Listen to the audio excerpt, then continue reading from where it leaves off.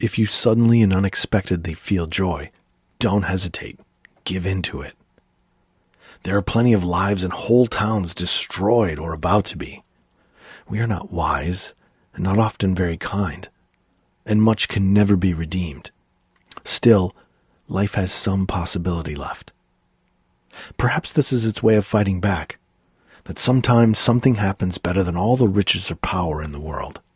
It could be anything, but very likely you notice it in the instant when love begins. Anyway, that's often the case. Anyway, whatever it is, don't be afraid of its plenty. Joy is not made to be a crumb.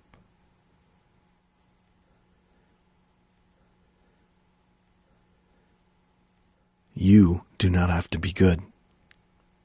You do not have to walk on your knees for 100 miles through the desert repenting.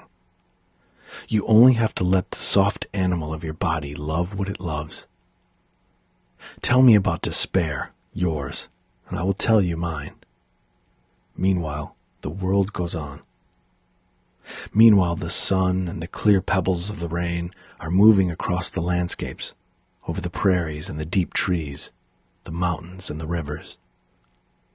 Meanwhile, the wild geese, high in the clean blue air, are heading home again.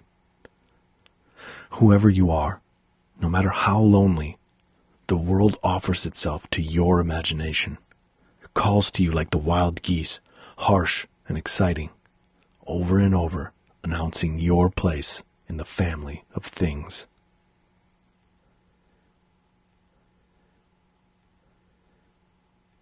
Cold now, close to the edge, almost unbearable.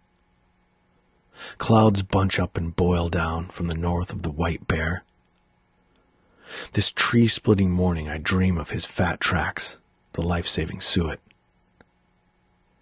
I think of summer, with its luminous fruit, blossoms rounding to berries, leaves, handfuls of grain.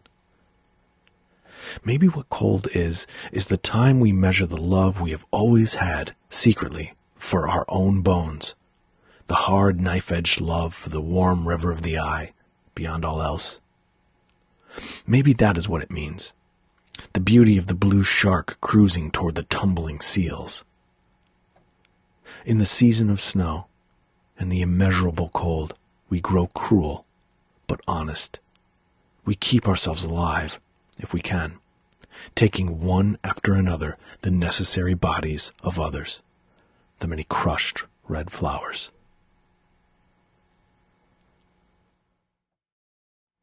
There is a thing in me that dreamed of trees, a quiet house, some green and modest acres, a little way from every troubling town, a little way from factories, schools, laments.